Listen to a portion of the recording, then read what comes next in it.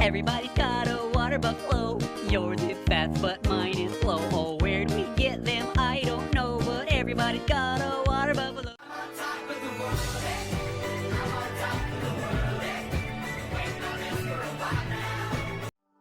Hello everybody and welcome back to another Cat Stash video. Today we are going over the African buffalo. And today we have our first animal that has the name of the continent which they come from in the name, just something to point out. So the African buffalo is a grazer. It's a herbivore and it apparently is a very successful grazer.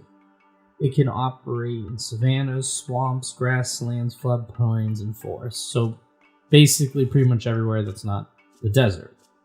They exist in large herds, but these herds can vary based off of just the animals around. They are a near threatened species, and I found out, interestingly enough, that their horns on the top of their skull is called a boss, which I thought that was just a very interesting type of thing.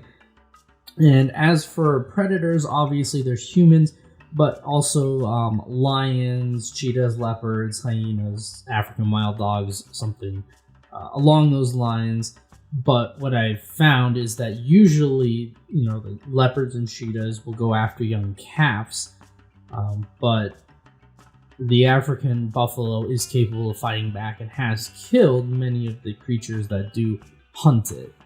Also, apparently one of their quote-unquote predators is elephants, who will kill them if in a territorial dispute of some sort, which I thought that was interesting. The African elephant will just go after them. What's up, bro? What, bro? Sup, bro? Take a swing, bro. Right here, bro.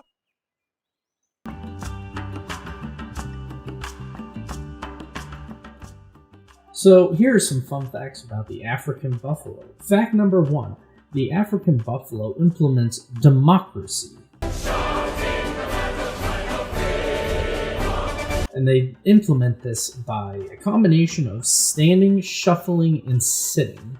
Fact number 2 about the African buffalo is they are considered one of the big 5 African game. So they are animals that are hunters will come, big sport hunters, and they're one of the big 5 animals that hunters will try to get. Fact number 3, they are also known as the Black Death because when it comes to humans, these animals are very dangerous and have been known to kill people. And sometimes when they're injured, they'll lie and wait in ambush and kill a person who's hunting them. But yes, they are known as the Black Death. You are death.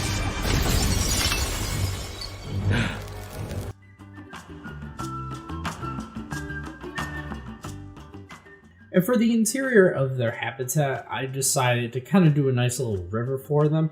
Originally, I thought they were the water buffalo for some reason, and so I implemented a big water type thing, but I think it works. They seem to enjoy it. You can see them swimming, but I did leave enough places for them to graze. Here they have a nice little greenery, kind of like plains area, enough for them to eat their grass. So I did include a lot of these places. As you can see, they are defecating all over my nice lawn, too.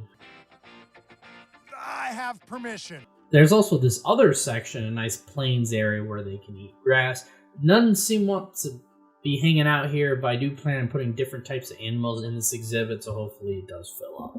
Here we have an overview of the habitat. You can see the river that's kind of going through the middle of it, and then there's 3 kind of like land areas that they can graze and be on land for. Here we have the start of the river. It goes underneath this viewing platform and kind of comes out. You can see one of the buffalo doing a little swim right there.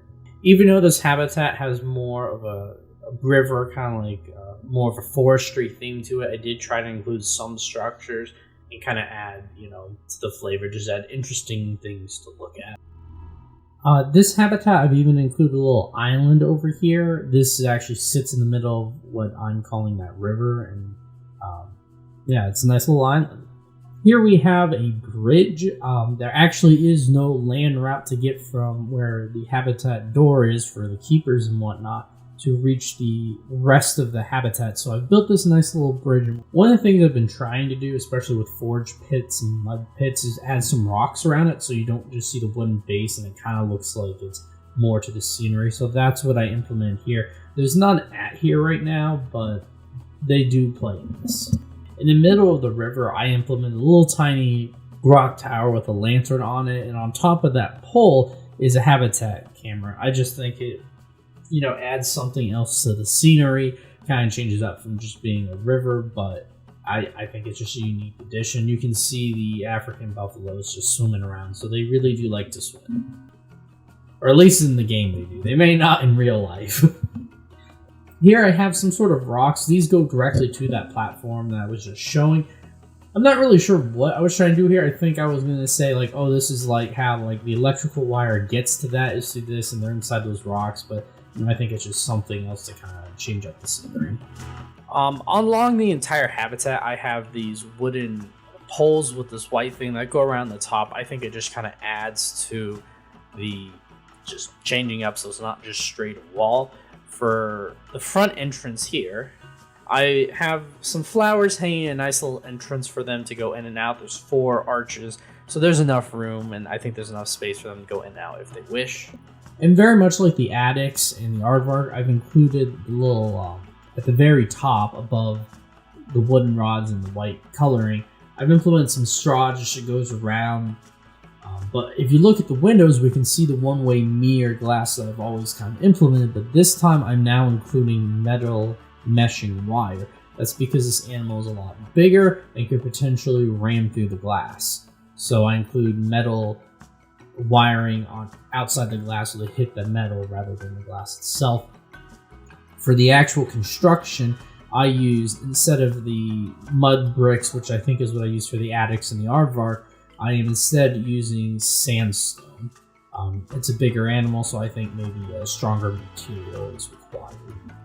This is the entry point for the habitat for the staff. I actually have it a bit walled off, and that's because the animal that's here, the African buffalo, is a dangerous animal, and another animal I do plan putting in here, which may or may not be a hippo, also is fairly dangerous, so I put this as kind of a little break so humans are not at risk.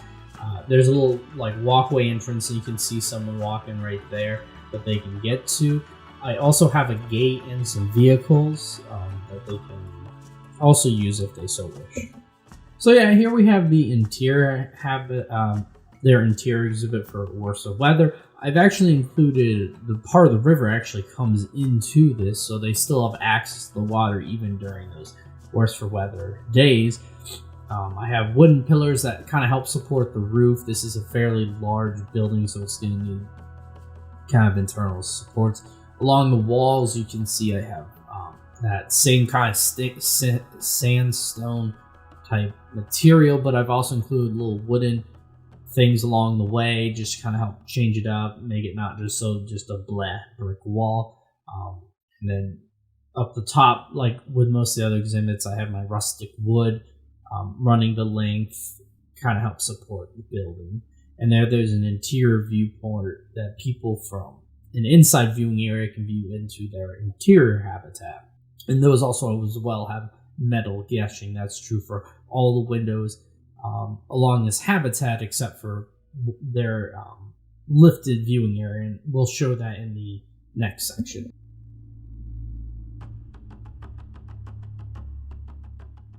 So for the African buffalo habitat, I kind of have, I'll say, 3 structures. One is the first one we've seen. You can see them with the red roofing. Those are the open breezeways with the arches you can go in. We'll take a look at them, but it's the same thing I've shown in my other videos, but we'll go ahead and show them anyway. The second structure is the lifted one. You can see it's kind of lifted up, and we'll go into more of that. It's the smaller one with the more tan brown something color roof, and then the big one is their interior habitat as well as a viewing port that people can see inside. I also kind of just wanted to share this. I am still implementing little green areas in these corners. Just I think they're nice to have a nice little green reprieve from the gray of and it's actually not concrete, it's asphalt, but from the asphalt and the brick. In our last video, the attics, this was the part of the habitat where you could go into an indoor viewing portion where you could see the exterior and interior portion on the right. On the left, that's how you get into the African buffalo exhibit, and then in the middle is that staff area. This is what the interior of that open kind of walkway looks. That's tree bark, which is used as the flooring, and then the top is made of wood, and this stretches all the way down, so there's plenty of viewing opportunities all throughout the habitat. And I'll show some footage here of actually looking in from it, but it gives you a good viewport into the habitat. We switched to the other side, seeing the African buffaloes usually prefer to be on this side of their habitat, but this is what it would look like from the inside. You got a nice break from the sun. You can clearly see them, even with the metal fencing, which I think you can clearly see better now that it's not being against the backdrop of the one-way glass. But now you can see them, and this is what it would look like kind of inside.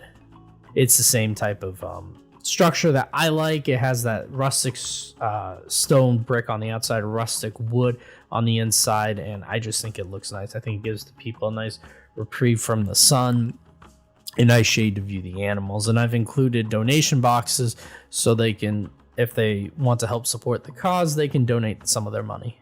And on this side of their habitat, I've included some souvenir shops and information shop, just something else kind of I felt to change it up a little bit. On these, I do switch when it comes to staff buildings using the Twilight bricks, and you can see the change there from the rustic to that and how that looks. And here we have the ramp that goes to the elevated viewing port. It's a little building I have up here so you can see above and get a nice view of the animals. The one change you'll notice about this lifted platform is I'm using wood. It's kind of the floor blazing, but also the windows are kind of open and you can see through them. I think they're far enough away the animal would be okay with it. On the outside of this wall, I have these nice little shade wooden things and wooden logs that go up and down the side of it. I think this just kind of adds to the look of it, makes it look not so boring, and then adds more shade, I guess. So the design of this is mainly simple to most of my other designs. The only thing I haven't put in is a log in the very middle to help for structural integrity, but I was planning on possibly putting educators here, and I haven't quite figured that out, but that would be for other animals. But the major difference here, and you can see it along the windows, is that the glass is no longer one way, and there's actually a little opening in which there is no glass. But I believe it is high enough up. The glass from the bottom to the opening is 2 meters, so I believe that's good enough people won't fall through. And you can actually maybe hear some of the animals, and because I believe this platform is lifted up, it will make the animals not as afraid if it's at ground level. On the top of their interior building, I did want to show off 2 structures. The first here is a little pole type platform thing I make. I think I was going to do something and say it was some sort of communications tower or something. You can see it gets pretty high up there. Just something else to kind of change, make it look a little bit different. The other more square rectangle structure is there's really nothing in there, but I was thinking maybe that's where like some staff sit or something. Maybe there's some air conditioning, just kind of something to change it up. There also is another entrance from the one, I think I'm going to call them breezeways. I'm not sure what I'm going to call them yet, that you can actually get into. There's 2 entrances into the interior viewing habitat. So sorry, I may have lied about that one. I lied. And here we have the educator stand where people can actually go to and listen to the information about the African buffalo. The only thing I'm a little unsure about is I think I need an additional window above for safety reasons, but it didn't and maybe I don't know, maybe I need to revisit because it's just those metal bars and the glass of that little white on the second opening there.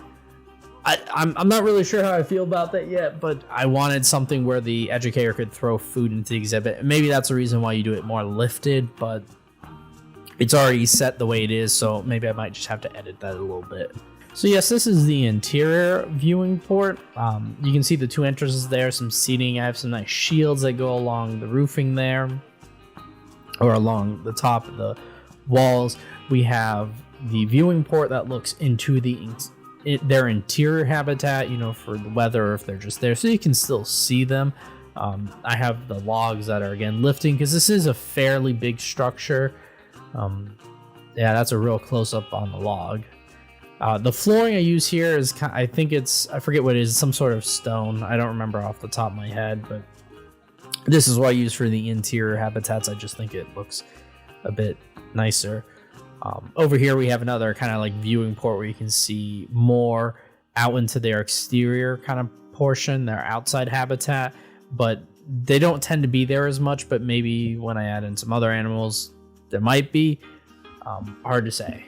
Yeah, guys, and I also wanted to show off, I do have an albino African buffalo. You know, anytime I get to show one, I'm going to show one off. So there it is. Yeah. Look at that. That is amazing. Oh, and I actually have two. Nani?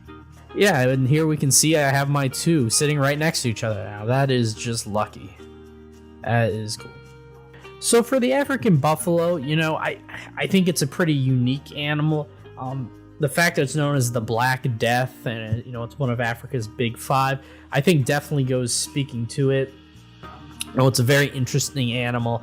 I just thought it was going to be like a cow or something, but they can't be domesticated, and they're pretty interesting. So yeah, they can really, you know, they're in a bigger herd, and so you're going to have a bigger area. Now, interestingly enough, I have my aardvark in the zoo, and the aardvark is still a more interesting species than this, according to the game. So unfortunately, I can't give them an A. I really want to, but at this point, I'm going to put them in a solid B tier.